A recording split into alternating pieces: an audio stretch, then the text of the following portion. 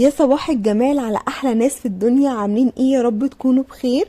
فيديو النهارده كنت مقرره انزله بعد ما اخلص سلسله تجهيزات العروسه اللي طبعا لسه ما خلصتش. فالفيديو النهارده فيه رغي كتير، فروحي اعملي لك حاجه كده تشربيها وتعالي اسمعي بقى النصايح كلها.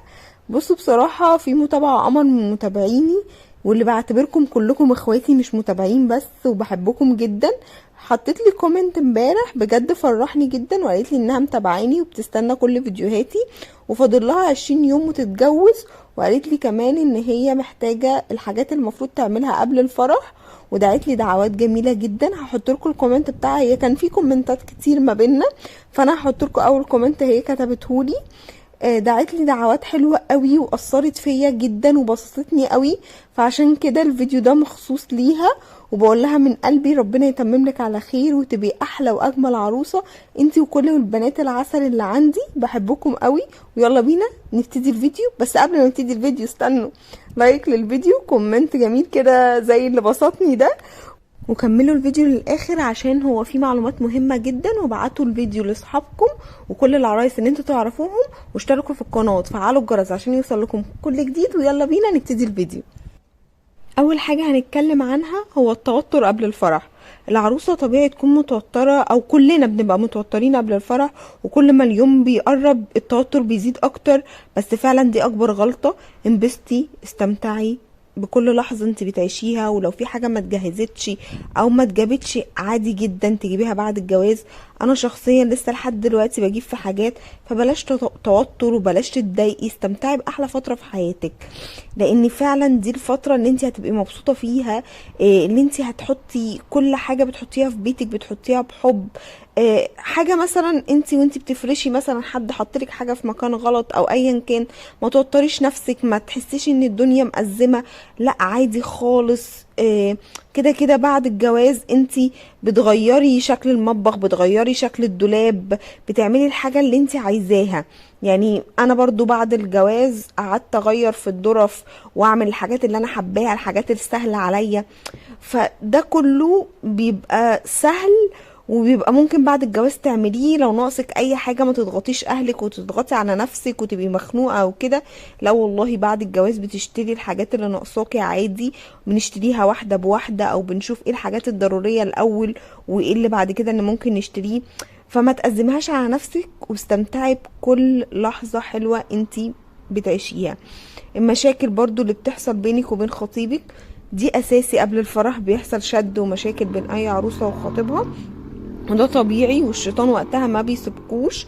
حاولي تهدي وتعدي الامور، يعني ما تقفيش عند كل مشكلة وتعملي دوشة او تتكلمي مثلا وتتخانقي وتبقي واقفة. ازاي هو مثلا يتعامل معايا كده؟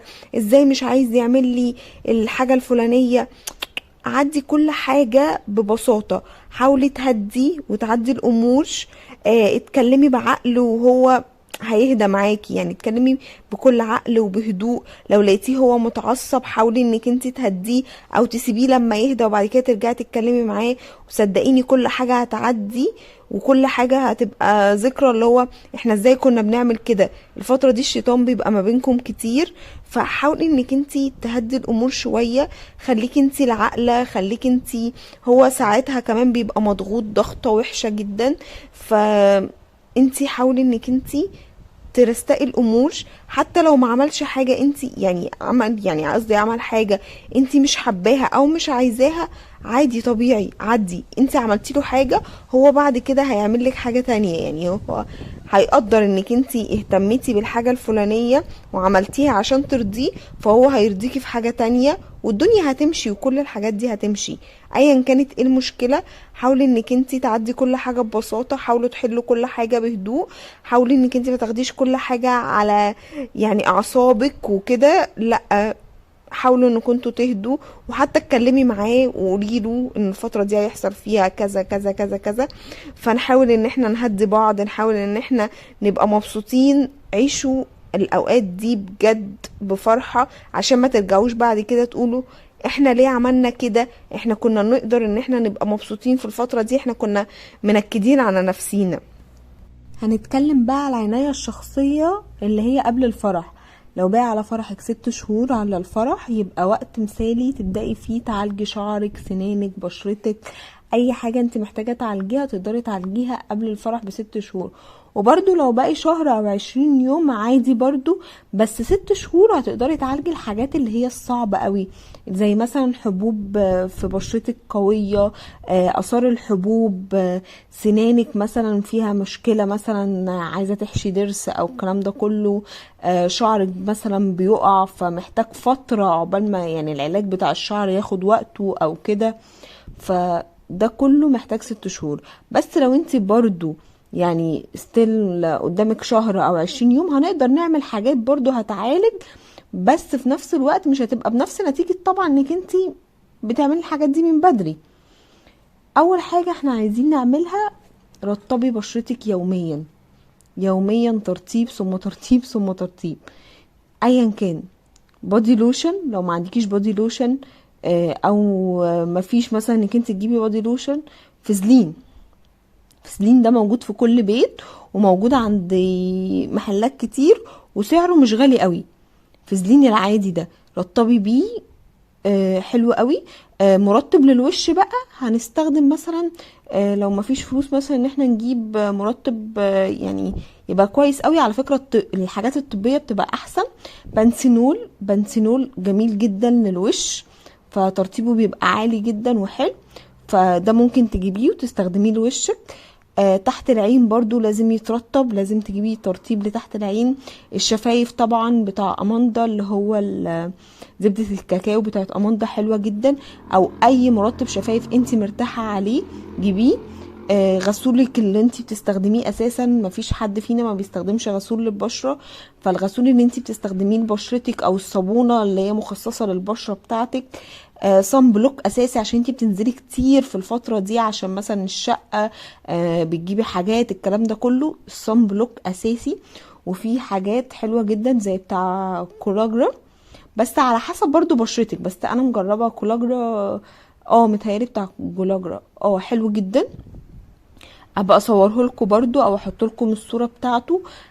جميل جدا، وبس مشكلته معايا ان هو عشان أنا بشرتي مختلطة، فهو بيأكسد على بشرتي، بس انا بحطه بستنى شوية وبعد كده اروح حاطاله باودر يثبته فما بيأكسدش. فانت ممكن تستخدميه كده او تستخدميه كده، لو انت بشرتك مختلطة او دهنية هيأكسد، فانت ممكن تحطي عليه باودر تثبيت فهيبقى حلو جدا. لو عندك حبوب بقى بصي استخدمي حاجة يعني تبقى مناسبة، او انت مجرباها قبل كده خفت الحبوب دي او ما ظهرتهاش بعد كده. او انا الصراحة جربت مع محلول حلو جدا ونصحت بيه ناس كتير وجربوه وشكروا فيه قوي، بس انا خايفة ان انا احطه لكم الصراحة وتجربي حاجة جديدة تلاقي النتيجة مختلفة او بشرتك تاخد ضدها حاجة مختلفة، عشان دايما قبل الفرح ما برجحش اي عروسة تجرب اي حاجة جديدة على بشرتها بالذات. فانا كنت مجربة محلول، المحلول ده وهبعتلك صورته، بس برضو انا يعني، او ممكن بقى تستشيري مثلا دكتور او دكتورة تروحي ليها وتقولك تمام تستخدميه ولا ما تستخدموش، بس دي الصراحة حاجة انا مجرباها وعملت معايا نتيجة على طول، بس انا مجرباها الصراحة من زمان قوي يعني ما استخدمتهاش قبل فرحي. نقول تالت حاجة او رابع حاجة، غسيل الاسنان، يعني تغسلي اسنانك مرتين يوميا، بلاش تعملي تبييض الاسنان قبل الفرح على طول مثلا. يعني في ناس بتروح تعمل التبييض بتاع السنان ده قبل الفرح على طول، مثلا باسبوعين، قبلها باسبوعين، قبلها بشهر، حتى لو قبلها بشهر لا، ادي فرصة لو انت هتعملي تبييض سنانك تعمليه قبليها بشهر ونص اقل حاجة، لان هي بيبقى فيه الم في السنان، بيبقى فيه وجع، بتحسي ان اسنانك بتنزل دم، في حاجات كتير قوي كده على حسب برضو اللثة بتاعتك وكده. فلا لو انت ما عملتوهوش وفاضل على فرحك خلاص قرب اسبوعين او حاجة، لا اغسلي اسنانك يوميا، مرة الصبح ومرة بالليل، ويجيبي معجون اللي هو بيبقى مبيض ده للسنان واستخدميه مع يعني ده بيستخدم متهيألي مرة في الاسبوع المعجون المبيض، لكن التانيين تقدري تستخدميهم يعني قصدي، لكن العادي بتستخدميه مرة الصبح ومرة بالليل بس كده. الشعر بقى ما تعرضيش شعرك للحرارة خالص في الفترة دي، يعني اقعدي فترة كبيرة، اوعي تعرضي شعرك للحرارة، لان الشعر بيبقى بقى مهلك وتعبان، او يعني ما بيبقاش بنفس حالته. فالحرارة بعيدي عنها. اعملي حمام زيت للشعر وحمام كريم. اهتمي دايما بروتين الحمام الزيت والحمام الكريم وسيرم لشعرك. ما تناميش بشعرك سايب، ما تخليش يعني، تجيبي حتى البونيه اللي هو الستان ده بيمنع هيشان الشعر، ولف شعرك مثلا زي ما بيقولوا كده زمان طاقية. الطاقية دي جميلة على فكرة، تحفة. بيقولوا طاقية او بيقولوا برضو ليها اسم تاني بس انا مش فاكراه. فدي بتبقى حلوة قوي. اهتم بشعرك اكتر بحمام الزيت وحمام كريم سيرم. لف شعرك. تلبسي البونيه الستان هيبقى تحفة. بلاش بروتين وكرياتين، بيوقعوا الشعر بجد والله، مش حلوين خالص، بيوقعوا الشعر جدا. تحت اي مسميات بقى، بروتين كرياتين مش عارفة ايه، لا لا لا، ما تضيعيش فلوسك في الحاجات دي. اهتم بشعرك كويس، هيطلع حلو وجميل. ما تصبغيش قبل الفرح. دي نصيحة بقى مني ليكي الصراحة، يعني عايزة يعني براحتك، بس انا نصيحتي قبل الفرح ما تصبغيش شعرك. ليه؟ لان الشعر لما بيتصبغ بيبوظ، دي اول حاجة. تاني حاجة، انتي اساسا لسه جديدة، يعني انتي لسه عروسة جديدة. خلي الصبغة دي تبقى بعديها مثلا ب4 شهور 5 شهور، عايزة تجددي كده، عايزة يبقى شكلك جديد، حاجة حلوة. فمش لازم في الاول تبقي صبغة شعرك، وانتي وبراحتك برضو وذوقك يعني، واللي انتي عايزاه. بس دي نصيحة مني انا ليكي، ان دي خليها الحاجة انك انتي تغيري فيها بعد كده. بعد كده بقى هنتكلم عن قص الاطراف بتاعت شعرك. دي بتعمليها كل شهر، كل شهر بتقصي اطراف شعرك عشان شعرك يبقى اقوى، عشان شعرك يطول، الكلام ده كله. ولو عندك قشرة، في شامبو انا استخدمته شل القشرة في اسبوعين. هو مش بينشف الشعر زي اسمه نيزا باكس. نيزا باكس ده انا جبته بينشف الشعر ومش حلو. هو بيشيل القشرة بس بينشف الشعر جدا. هو ارخص من اللي انا جايباه، بس اللي انا جايباه ده التحفة. هحط لكم برضو، انا مصوره لكم، هحط لكم الفيديو بتاعه. فلا جميل جدا وشل القشرة يعني بسهولة. يعني حتى لو انتي استخدمتيه على فكرة برضو في يومين 3 بتلاقي القشرة قلت، على حسب حجم القشرة يعني في شعرك. البشرة بقى، اعملي ماسك لبشرتك كل اسبوع، بس اوعي تستخدمي حاجات انتي جديدة عليكي. يعني مش ماسك جديد تيجي تحطيه على بشرتك، لا، استخدمي حاجات انتي قبل كده كنتي مستخدماها وعارفة ان بشرتك بتستقبلها. يا جماعة بجد والله، حوار الحبوب اللي بتظهر فجأة يوم الفرح او قبل يوم الفرح مثلا بكام يوم، بتلاقي حبوب في بشرتك ملتهبة، من الحاجات الجديدة اللي احنا بنحطها على بشرتنا على اساس ان هي تحسن بشرتنا. فبشرتنا ممكن تتحسس منها، ممكن يحصل فيها حاجة.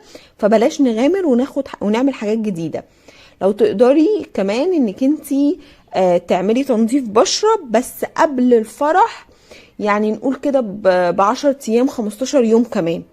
قبل الفرح ب15 يوم اعملي تنظيف بشرة عميق. بس ده مع انك انت برضو، يعني ان اصل تنظيف البشرة مش هيعمل لك بشرتك بنسبة كبيرة زي ما انت مثلا لو بشرتك لون ولون، الكلام ده كله لازم مع الاستمرارية. فانت المفروض تعملي ماسك لبشرتك كل اسبوع، وتعملي برضو حتة انك انت قبليها مثلا لو فرحك لسه فاضل 6 شهور او اي حاجة، تعملي كل شهر تنظيف بشرة عميق، اللي هو مثلا ممكن في البيت، مش لازم تروحي مكان، تعملي بخار، تعملي سكراب كده بسيط، ماسكات، الكلام ده كله كل شهر.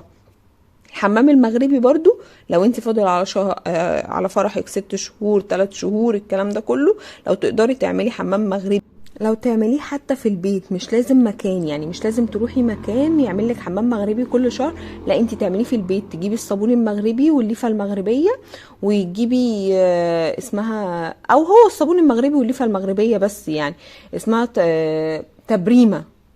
دي ال3 دول، قصدي ال2 دول مع الليفه المغربيه حلو جدا. وتقدري انك انت تعملي حمام مغربي في البيت، مش لازم تروحي مكان وتدفعي فيه فلوس. فده تعمليه مره واحده في الشهر. لو انت خلاص بقى فاضل على فرحك شهر، ممكن تعمليه في اول الشهر، وكده كده انت هتعمليه قبل الفرح، فانت تعمليه قبليها بشهر مثلا مره في البيت، وبعد كده ايه تعمليه تاني قبل الفرح. وبرضو هكلمك فيه بالتفاصيل، وتعملي ايه وما تعمليش ايه، وما يضحكش عليكي حاجات كتير في الحمام المغربي بس في الفيديو الجاي. اهتمي بايدك، ترطبيها ماسكات، حطيها في ميه، اهتمي انك انت تبردي ضوافرك، الكلام ده كله، لان ايدك بتبقى ظاهره طبعا، اكتر حاجه بتبقى ظاهره، وحتى في التصوير والكلام ده كله، فلازم تهتمي بيها عشان وكمان هي بتبقى معرضه اكتر للشمس فبتغمق او كده، فاهتمي بالصن بلوك بتاعها، ترطيب ماسكات، تعملي بالمبرد وكده. رجلك كل اسبوعين اعمليها، او كل شهر، نقول كل شهر اعملي، حطي ميه سخنه بملح وبكربوناته، شاور جل، وتحطي رجلك فيها شويه، وبعد كده طلعيها، وبعد كده قشري كعب رجلك من تحت، الجلد الميت باللي هي البتاعه اللي بنقشر بيها الجلد الميت دي، ورطبي والبسي شراب قبل ما تنامي، او بعد ما تعملي الموضوع، يعني اذا كانت الصبح او قبل ما تنامي. بجد رجلك هيفرق معاها جدا. ده غير طبعا برضو الباديكير اللي هيتعمل قبل الفرح، ده هيتعمل قبلها باسبوع، بس احنا برضو بنحاول ان احنا نظبط الامور. اصل انت لما تعملي الحاجة قبل الفرح على طول بتبقى غير لما بتبقى انتي بتعمليها قبليها بفترة، بتحسي بنتيجة اقوى، بتحسي بالحاجة افضل طبعا. يعني الحمام المغربي مثلا بتلاقي جلد الوز قل، بتلاقي حاجات كتير قوي بقت ظابطة معاكي، غير انك انتي بتعمليه مثلا مرة او مرتين مثلا قبل الفرح، بتلاقي لا النتيجة مختلفة خالص، وانتي هتحسي كمان بالفرق ده. الحنة بقى، لو ناويه تعملي حنه جربيها قبل الفرح، يعني مثلا انت واحده عارفه انك انت او ما عملتيش حنه قبل كده خالص، تمام، فحاولي تجربي انك انت تعملي كده رسمه بسيطه قبل الفرح ب 15 يوم مثلا، رسمه بسيطه قوي مثلا على رجلك كده. لو انت مثلا مجربه الحنه وخلاص وعارفه كل حاجه، فدي عادي بقى، ارسمي زي ما انت عايزه. لو انت جربتي الحنه قبل كده وتحسستي منها، فهي ممكن تبقى من نوع الحنة، ما يبقاش من بشرتك انت يعني. فممكن برضو تجربي حنة تانية، تروحي الحنانة مثلا ترسم لك رسمة بسيطة كده، وتشوفي هل هتحسس ولا لأ.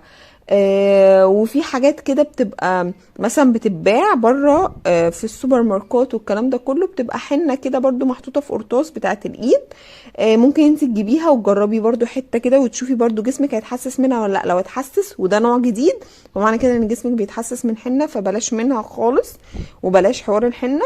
ممكن تجيبي بتاع كده نازل جديد بيبقى مكتوب عليه تاتو حاجة، بس هو بيتشال بعديها بيوم او يومين اساسا، ترسمي بيه الحاجات البسيطة اللي انت عايزة ترسميها، وكده كده هو مفعوله بيتشال بعديها بيوم ويومين، وما نبقاش اتحسسنا بالحنة. لو انت مش متحسسة برضو منه، جربيه على حتة صغيرة يعني حتة صغيرة كده ارسمي وشوفي هتحسسي منه ولا لا.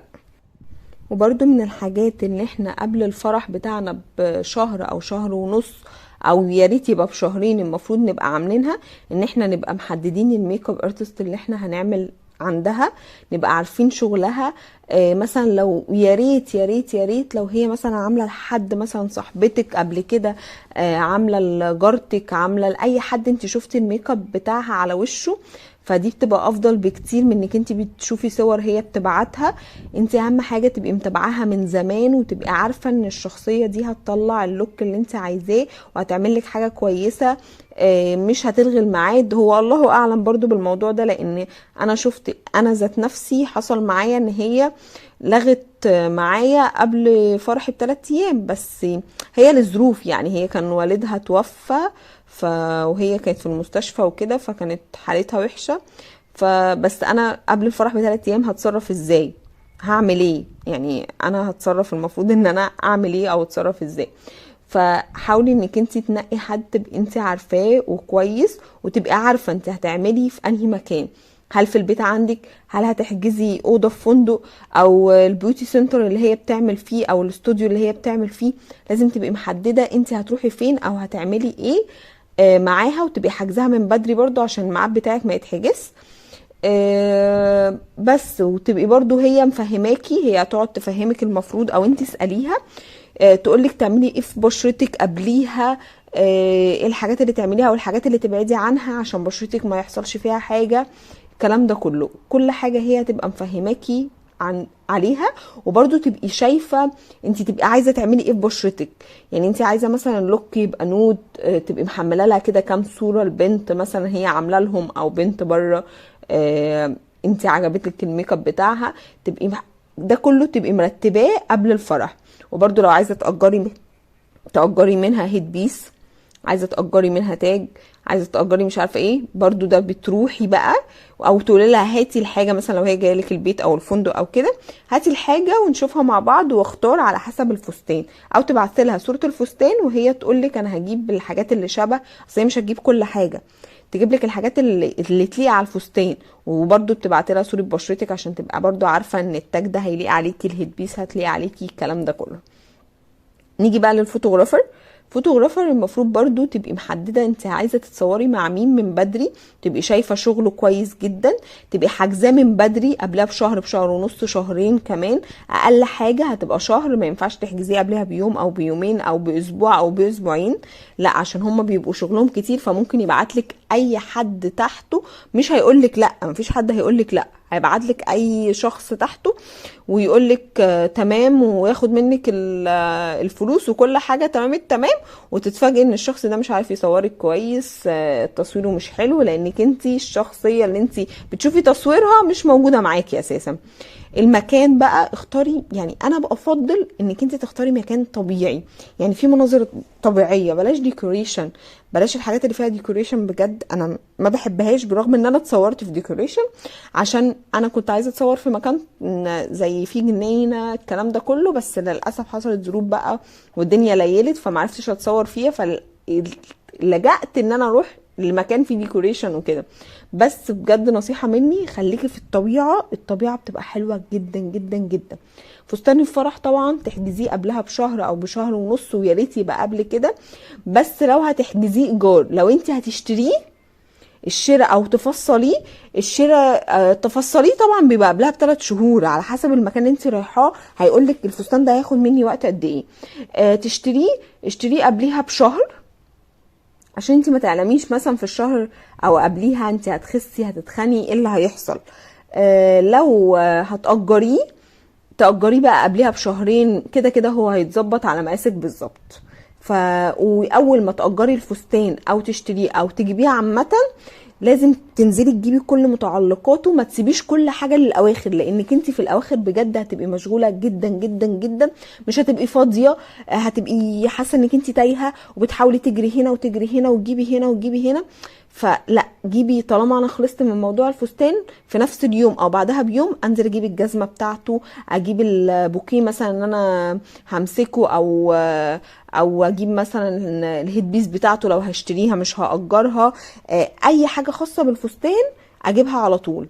القاعة بقى برضو لازم قبل الفرح ب3 شهور، عشان القاعات بتتحجز، يعني القاعات فعلا ببقى رحت قبل شهري فرحي ب4 شهور، اتقال لي ان انا القاعة محجوزة مش عارفة لحد شهر ايه، وما كنتش عارفة الاقي ايام. الفيديو طويل قوي والصراحة مش عايزاكم تزهقوا مني، بس انا عندي نصايح كتير لسه عايزة اقولها، بس بلاش يعني في الفيديو ده، ممكن اعمل لكم جزء تاني، وقولوا لي لو حابين ان انا لما اجي اتكلم في فيديو كله كامل، ولا اعمل اجزاء منه زي دلوقتي، لان انا مش عايزه اكمل الفيديو عشان انتوا ما تزهقوش وتملوا مني. هو الفيديو طويل الصراحه، بس كلها نصايح وكلها حاجات انا كنت عايزه افيدكم بيها. هكمل الباقي بس في الجزء تاني. كل النقط اللي قلتها والله مهمة فعلا، خلي بالك منها، عشان بجد بتفرق في نفسيتك، بتفرق في امورك، بتفرق في انك انت بتبقي مرتاحة، تيجي قبل الفرح بيوم او من يومين تلاقي دماغك فاضية. فهعمل لك جزء تاني برضو اللي هو النصايح اللي قبل الفرح، وقبل الفرح باسبوع ايه الحاجات اللي نعملها، ونعمل حمام المغربي امتى بالظبط، ونعمل نظبط امورنا قبل الفرح باسبوع ازاي، نجيب حاجتنا ازاي، كل حاجة هقولها لكم برضو في الفيديو التاني. وكمان في فيديو خاص ليوم الفرح نفسه، لانه يوم كبير الصراحة ومحتاج لوحده كلام كتير برضو. هقول لكم ايه الحاجات اللي انا وقعت فيها وايه الغلطات اللي انا وقعت فيها في يوم الفرح، فعشان تتجنبيها وتاخدي بالك منها وتحاولي انك انت تظبطي كل حاجه. واقول لك ايه الحاجات اللي تاخديها معاكي الغرفه اللي انت رايحاها بتاعه الفندق او مثلا البيوتي سنتر، الكلام ده كله. حتى لو انت في البيت ايه الحاجات اللي المفروض تبقي جايباها ومعاكي. فكل حاجه برضو هتكلم فيها في فيديو جاي برضو. فلو عجبكم الفيديو ما تنسوش تعملوا لايك وسبسكرايب وتفعلوا زر الجرس وتبعتوا له صحابكم وتبعتوا لاي عروسه برضو، وتكتبوا لي في الكومنتات لو نسيت حاجه عشان العرايس يعني تستفيد برضو من كومنتاتكم. واشتركوا في القناه وفعلوا الجرس عشان يوصلكم كل فيديوهاتي، وشجعوني كده ودعموني عشان اعمل لكم فيديوهات كتير. بحبكم قوي، باي باي.